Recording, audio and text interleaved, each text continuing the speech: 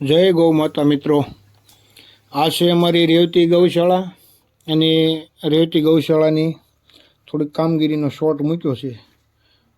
તો જરૂરથી મિત્રો આ વિડીયો કેવો લાગ્યો જણાવજો.